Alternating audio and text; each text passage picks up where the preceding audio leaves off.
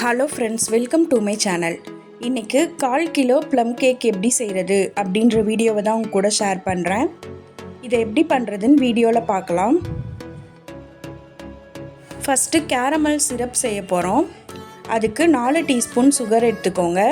அதை இந்த மாதிரி மிக்ஸ் பண்ணிவிட்டு லாஸ்ட்டாக 4 டீஸ்பூன் தண்ணி ஊற்றி இறக்கிடுங்க. ட்ரை ஃப்ரூட்ஸு நட்ஸ்லாம் கட் பண்ணி சேர்த்துக்கோங்க.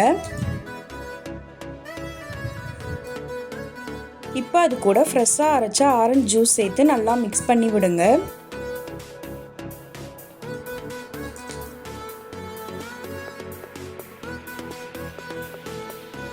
இது கூடவே ஆரஞ்சு தோலை பொடியாக கட் பண்ணி அதையும் சேர்த்துக்கலாம். இப்போ இதை ஒரு நாள் நைட்டு ஃபுல்லாக ஊற வச்சுடுங்க. அடுத்த நாள் எடுத்து பாருங்கள், ஆரஞ்சு ஜூஸில் ஃப்ரூட்ஸு நட்ஸ்லாம் நல்லா ஊறி இருக்குது. இப்போ ஒரு பவுலில் 1 டீஸ்பூன் பட்டர் எடுத்துக்கோங்க. அதை நல்லா இந்த மாதிரி மிக்ஸ் பண்ணி விடுங்க. இது கூடவே 3 டீஸ்பூன் அளவுக்கு பவுடர் சுகர் சேர்த்து அதையும் நல்லா மிக்ஸ் பண்ணிக்கலாம். இந்த மாதிரி நல்லா மிக்ஸ் பண்ணி எடுத்துக்கோங்க.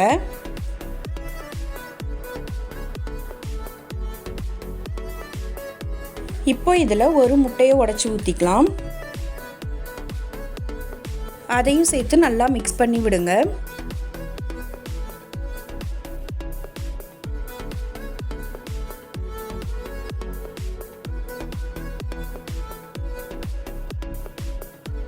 இப்போ இது கூடவே 2 டீஸ்பூன் ஆயில் சேர்த்து அதையும் நல்லா மிக்ஸ் பண்ணிக்கலாம்.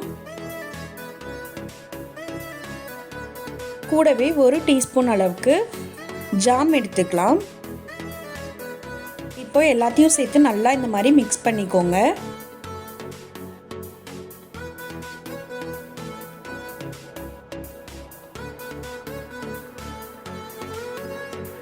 இது கூடவே 1/2 டீஸ்பூன் அளவுக்கு வெண்ணிலா எசன்ஸ் சேர்த்து நல்லா மிக்ஸ் பண்ணி விட்டுருங்க. 1/2 டீஸ்பூன் அளவுக்கு நம்ம ரெடி பண்ண கேரமல் சிரப் சேர்த்துக்கலாம். எல்லாத்தையும் சேர்த்து நல்லா மிக்ஸ் பண்ணிக்கோங்க. இப்போது ட்ரை இன்க்ரீடியன்ட்ஸ்லாம் சேர்த்துக்கலாம். 70 கிராம் அளவுக்கு மைதா எடுத்துக்கோங்க. அதில் 50 கிராம் மட்டும் சேர்த்துக்கோங்க. 1/4 டீஸ்பூன் அளவுக்கு கரம் மசாலா சேர்த்துக்கோங்க. பட்டை, கிராம், ஏலக்காய் அரைச்சது. கூடவே 1/2 டீஸ்பூன் அளவுக்கு பேக்கிங் பவுடர் எடுத்துக்கோங்க. 1/2 டீஸ்பூன் பேக்கிங் சோடா சேர்த்துக்கோங்க. ஒரு பிஞ்ச் அளவுக்கு சுக்கு பொடி சேர்த்துக்கலாம். கூடவே 2 பிஞ்ச் அளவுக்கு உப்பு சேர்த்து எல்லாத்தையும் நல்லா சலிச்சு எடுத்துக்கோங்க.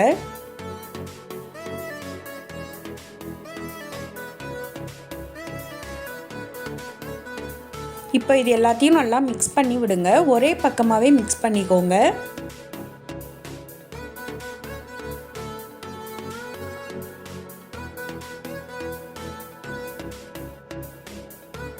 இந்த மாதிரி நல்லா மிக்ஸ் பண்ணிவிட்டு அதை எடுத்து வச்சிடலாம்.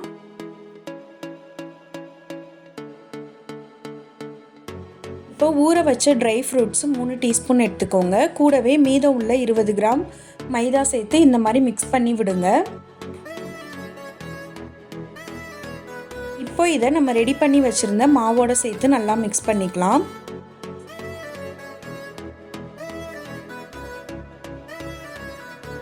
நான் இன்னைக்கு இதில் தான் கேக் ரெடி பண்ண போகிறேன்.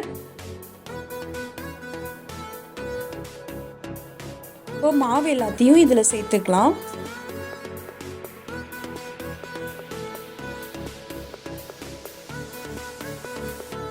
இப்போ இதை ஓடிஜியில் 30 நிமிஷம் வேக வச்சு எடுத்துக்கிறேன். 30 நிமிஷத்துக்கு அப்புறம் ரொம்பவே சூப்பராக கேக் ரெடி ஆயிடுச்சு. இந்த மாதிரி ஒரு குச்சி வச்சு எடுத்து பாருங்கள், ஒட்டாமல் வரணும். பாருங்கள் எவ்வளோ சாஃப்டாக இருக்குதுன்னு. நீங்களும் வீட்டில் இதே மாதிரி செஞ்சு பார்த்துட்டு டேஸ்ட் எப்படி இருந்ததுன்னு கமெண்ட்ஸில் சொல்லுங்கள். நான் போடுற வீடியோஸ் பிடிச்சிருந்தா லைக் பண்ணுங்கள், ஷேர் பண்ணுங்கள், கமெண்ட் பண்ணுங்கள். தேங்க்யூ.